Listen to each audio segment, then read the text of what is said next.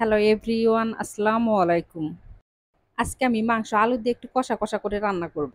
আর এখানে আমি মাংস রান্না করার জন্য গরুর মাংস নিয়েছি।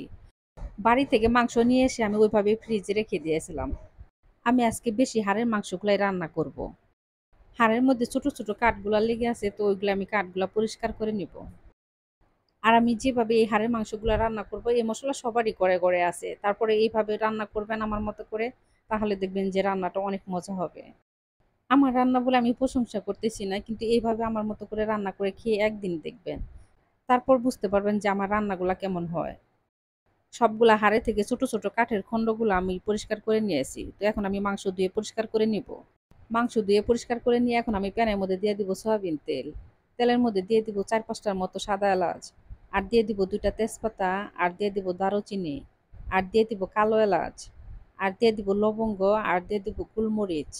মসলা আমি একটু তেলের মধ্যে ভেজে নিয়ে এখন আমি দিয়ে দিব আদা রসুন বাটা। আদা রসুন তেলের মধ্যে ভেজে নিব যেন আদা রসুনের কাঁচা কোনো গন্ধ না থাকে।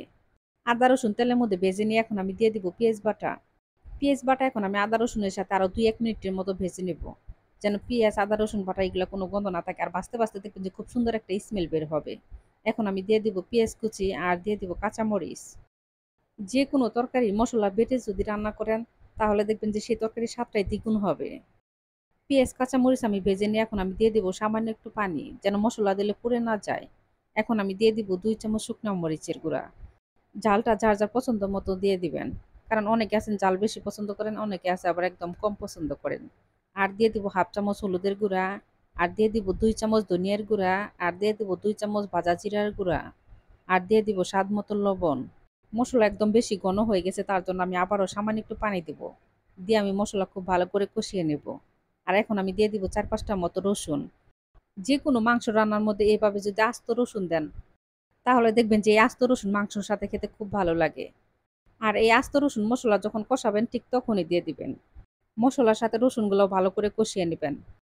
মসলার মধ্যে হাড়ের মাংসগুলো এখন আমি দিয়ে দিব। দিয়ে এখন আমি মসলার সাথে খুব ভালো করে মিশিয়ে নেব। আমি মাংস মসলার সাথে মিশিয়ে নিয়ে ঢাকনাটা ঢেকে দিব। আর আমি চুলার জাল কমিয়ে দিয়ে তারপরে রান্না করব। আমি যে মাংস কষাবো, কষানোর মধ্যে একদম সিদ্ধ করে ফেলবো। আর মাঝে মাঝে আমি ঢাকনা উঠিয়ে নেড়ে দেব। মাংস কষানোর মধ্যে আমি কোনো রকম পানিতে নেই। মাংস থেকে পানি উঠেছে, তো ওইটা দিয়ে মাংস কষানো হয়ে গেছে। এখন আমি দিয়ে দিব আলু। আলুর পরিমাণটা আমি একটু বেশি করে দিব, কারণ আমি রুটি বানাবো।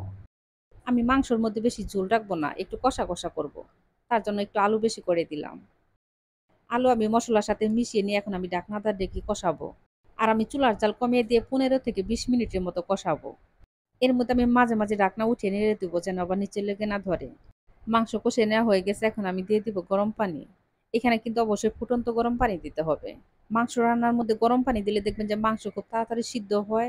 আর দেখবেন যে রান্নাটা একটু হলেও বেশি ভালো হবে।